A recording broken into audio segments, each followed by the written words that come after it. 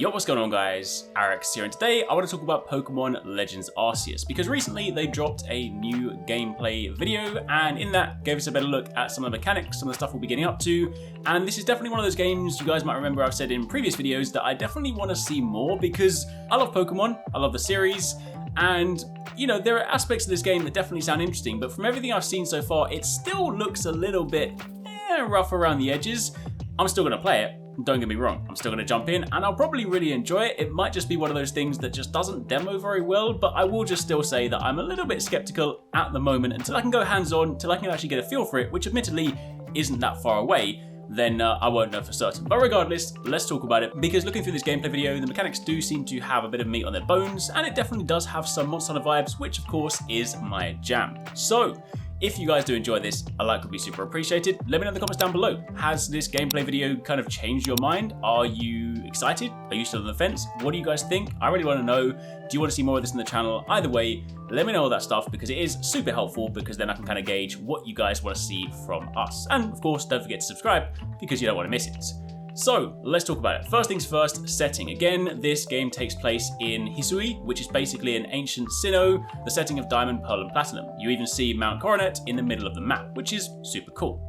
On the exploration front, the game is broken up into biomes, and whilst these can be explored, they exist in their own maps, similar to sort of Monster Hunter Rise or World, where you load into the biomes, you do your exploration, come back, that kind of thing. These biomes will contain different Pokemon, which will also change depending on the time of day or even the weather, and the maps can be explored and farmed for materials to craft items to help you catch more Pokemon, Pokeballs, lures, Healy items, etc. All of those will need to be crafted, so scouring the environment will be key, which of course is a nice twist, a new thing to Pokemon. So they're definitely emphasizing here the sort of need to explore the environment, going to be much more interactive other than just like walking through the environment. It's definitely going to play a big part in the game. Now you then have wild Pokemon, so interacting with wild Pokemon seems to have some interesting mechanics. You can of course sneak up on them to get the advantage or catch them unawares, but if aggressive monsters see you or you fail to catch them sneakily, you'll then have to battle them with your own Pokemon. The battle system then goes turn-based and does seem largely based, at its core, on the existing Pokemon battle system, but with a few nuances. You can use strong or agile moves to buff your moves' strength or speed, respectively,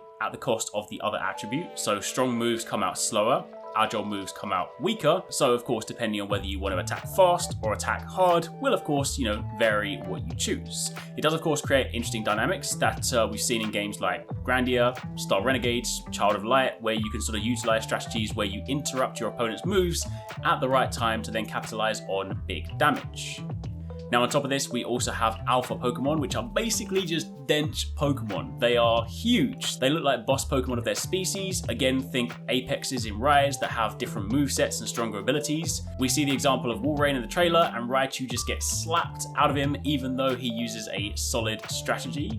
You then have noble Pokemon, and these kind of feel like set-piece battles, and again, kind of have that sort of Monster Hunter vibes, especially the way they have those cool intro cinematics. I mean, I know Monster Hunter's not the only game with intro cinematics for their bosses, but I definitely sort of get those vibes. And in this one, you definitely are leaning much more into the mechanics. You're rolling around as the Pokemon trainer, or part of the Survey Corps, should I say, to try and sort of quell the rage of the monster, so to speak. And then, of course, during the battles, you can also bring out your Pokemon to aid you. So you definitely have different dynamics to these battles. Again, quite how they're going to actually play out, quite whether they'll actually be that exciting. I mean, throwing sort of these calming balls at them, umpteen different times to deplete their life bar doesn't necessarily look hugely exciting. But again, I feel like it's one of those things that in combat might actually play out a little differently. Either way, interested to sort of see how this feels. Then on the Traversal side of things, Traversal has an interesting touch where you can ride your Pokemon partners across the land, sky, or sea to get around a lot quicker. So again, taking full advantage of those. Basically just like, Pokemon HMs in the past, but just in a much more interactive manner.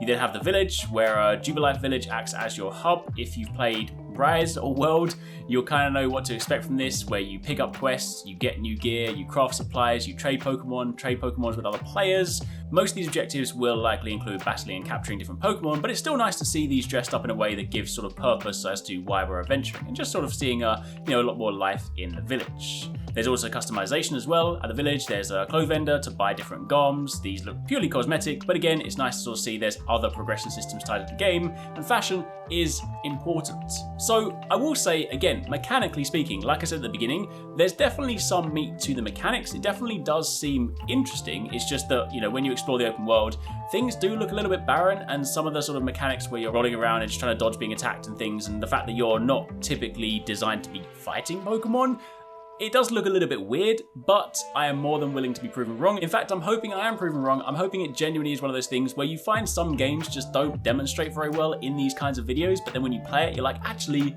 this is a lot of fun. I'm kind of hoping that's what it's going to be like with Legends Arceus. Either way, I'm definitely going to be playing it, so if you guys do want to know and maybe you're on the fence, then stick around on the channel. We'll bring you some gameplay and hopefully we can better describe, better sort of visualize what the game has to offer. Anyway, that's it. Thanks again for watching, and I'll catch you guys in the next one. Thanks very much for watching. I hope you guys enjoyed the video. If you want to catch more from us, don't forget to subscribe and turn on notifications so you don't miss our latest uploads. And if you want somewhere to hang out, play games, or chat all things from games to anime, food to fitness, consider joining the HyperX Gaming Discord.